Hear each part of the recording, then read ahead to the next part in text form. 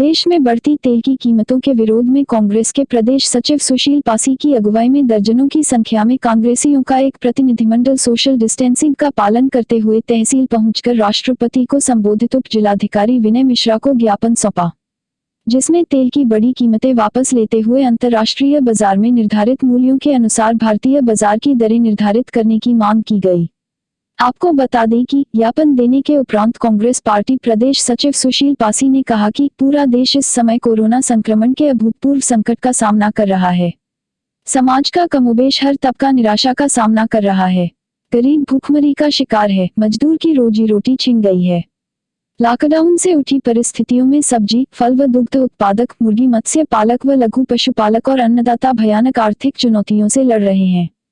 आपदा से छोटे व मध्य व्यवसाय बुरी तरह से प्रभावित हैं।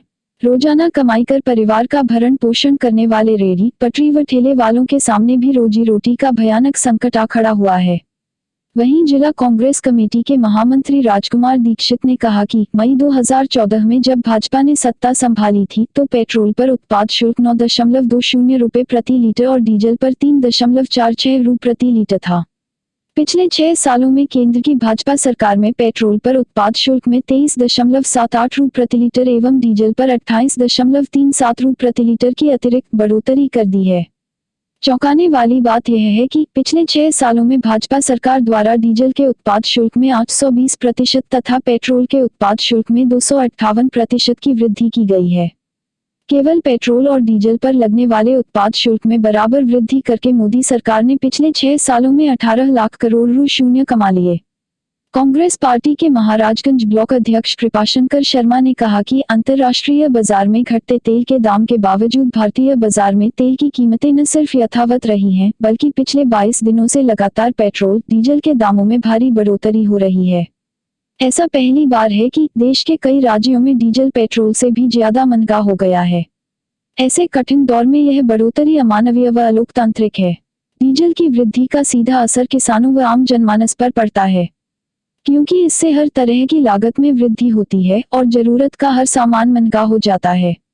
उन्होंने अपने मांग पत्र में पेट्रोल, डीजल और रसोई गैस की बड़ी कीमतें वापस लेते हुए अंतर्राष्ट्रीय बाजार में निर्धारित मूल्यों के अनुसार भारतीय बाजार की दरें निर्धारित कराने की मांग की है। इस मौके पर रमेश शुक्ला, शिवगढ़ ब्लॉक अध्यक्ष दिग्विजय सिंह, पिछनरावा ब्लॉक अध्यक्ष सतगुरुदेव लोधी, दिनेश यादव, नगर अध्यक्ष इरशाद आलम, मीडिया प्रभारी प्रिंसू वैश्य, पूर्व प्रत्याशी नगर पंचायत मनोज कसेरा, विवेकानंद चौरसिया, भरत मिश्रा, महासचिव यूथ ब्लॉक अध्यक्ष आशुतोष सिंह, मऊ न्याय पंचायत अध्यक्ष दिनेश मिश्रा, जीतू पंडित, हौसला प्रसाद तिवारी, गोविंद नारायण तिवारी, नीरज अवस्थी, कांग्रेस नेत्री योगिता सिंह, नन्हू नेता शिव नायक सिंह, कन्हैया लाल यादव, राहुल सिंह, राघवेंद्र वर्मा, जैनुलाब्दीन उर्फ लाला मनिहार, वंदना सहित बड़ी संख्या में कांग्रेसी मौजूद रहे। आइए देखते हैं रायबरेली से एसके इंडिया न्यूज के लिए रजनीकांत अवस्थी। नेताजी सैकड़ों कांग्रेसियों के साथ उप जिलाधिकारी कार्यालय में जाकर ज्ञापन दिया, तो किस संबंध में ये ज्ञापन दिया है आपने? कांग्रेस केंद्र सरकार की पेट्रोल और डीजल में जो मूल्य वृद्धि की है उसके खिलाफ पूरे देश में और उत्तर प्रदेश में हर तहसील मुख्यालय पर धरना प्रदर्शन आयोजित किया है। आज उसी क्रम में हम लोग यहाँ उप जिलाधिकारी महाराज इनको राष्ट्रपति महोदय को संबोधित ज्ञापन दिया है। हम सरकार से मांग कर रहे हैं कि इस समय किसानों को डीजल की जरूरत है, खेती और किसानी का समय है। ऐसे समय में डीजल की मूल्य वृद्धि करना मैं समझता हूं किसानों को साथ छलावा किया गया है। ये सरकार चूंकि किसान विरोधी है, मजदूर विरोधी है, गरीब विरोधी है, इसका मकसद केवल है कि गरीब और किसान को कितना परेशान किया जा सके। इस सरकार को ये समझ में नहीं आ रहा है कि इस समय एक्साइज ड्यूटी बढ़ाने की जरूरत नहीं है। जब अंतर्राष्ट्रीय बाजार में डीजल और पेट्रोल के दाम, कच्चे तेल के दाम लगातार गिर रहे हैं, मात्र 20 रुपए में हमारा कच्चा तेल मिल जा रहा है, तो आप उस पर 32 रुपए का एक्साइज ड्यूटी लगाएंगे? ये कौन सी नीति है? ये देश के हित में नीति होगी? उसके बाद आप 20 रुपए 18 रुपए स्टेट गवर्नमेंट वैट टैक्स लगाती है, यानी 1 लीटर तेल 20 रुपए का सरकार जो हमको देना चाहिए उस पे 51 रुपए का टैक्स लेगी। 20 रुपए के तेल में 51 रुपए का टैक्स हम देंगे, और वो भी इस समय कोरोना महामारी में, जब किसान और मजदूर, इस देश का व्यापारी हताश और निराश है। उस समय सरकार हमारे जेब पर, हमारी थाली पर डाका डाल रही है। ये कौन सी नीति है? मेरे साफ शब्दों में कहना चाहता हूं, मनमोहन सिंह जी को सरकार में कच्चा तेल महंगा मिलता था, तब वो 9 रुपए 20 पैसे प्रति लीटर एक्साइज ड्यूटी लेते थे। कहा मनमोहन सिंह की सरकार, जहां 1 लीटर में केवल 9 रुपए 20 पैसे। हमारे अच्छे दिनों की सरकार, उसने 1 लीटर में, वो भी कोरोना महामारी में, 9 रुपए 20 पैसे की बजाय 32 रुपए एक्साइज ड्यूटी लेगी। लगातार पेट्रोल और डीजल के दाम जिस तरह से सरकार बढ़ा रही है, इसने सिर्फ लूटने का काम किया है। मेरा साफ साफ आरोप है, हम तेल महंगा भी खरीद सकते हैं अगर देश हित में ये पैसे का कलेक्शन किया जाए, लेकिन देश हित में पैसा नहीं है। आज आदरणीय प्रधानमंत्री जी के ऊपर एक दिन में 1 करोड़ 60 लाख रुपए प्रतिदिन खर्च किया जाता है। बंद कर दीजिए ना। इस कोरोना की महामारी में जो तमाम तरह के पैसों का बर्बादी हो रही है, विज्ञापन प्रचार किया जा रहा है, टीवी और चैनलों में प्रचार किया जाता है, सरकारी खजाने से पैसा दिया जा रहा है। बंद कर दीजिए ना इसको। इस कोरोना महामारी में भी बिना मतलब का प्रचार किया जाता है। 5 किलो राशन देने के लिए प्रधानमंत्री जी को आना पड़ता है, सरकारी विज्ञापन से प्रचार किया जाएगा। आम आदमी, गरीब आदमी, मजदूर आदमी सब टैक्स दे रहे हैं, देश के लिए देते हैं। भाजपा सरकार को चलाने के लिए नहीं दे रहे हैं, देश की सरकार को चलाने के लिए देते हैं। और यही कारण है कि हमारे प्रधानमंत्री जी ने एक ऐसी सरकार चलाई जिसने भाजपा को वोट दिया, वो ठगा हुआ महसूस कर रहा है। लेकिन जो भाजपा के बड़े बड़े नेता हैं, उन्होंने इस देश को लूटने का काम किया है। आज अमित शाह की जो लड़का जैसा है, उसकी लगातार इनकम बढ़ती चली गई, और जो भाजपा का कार्यकर्ता था, जो बूथ पे काम करता था, आज उसकी हालत देखिए किस तरह से है। सवाल देश को बचाने का है।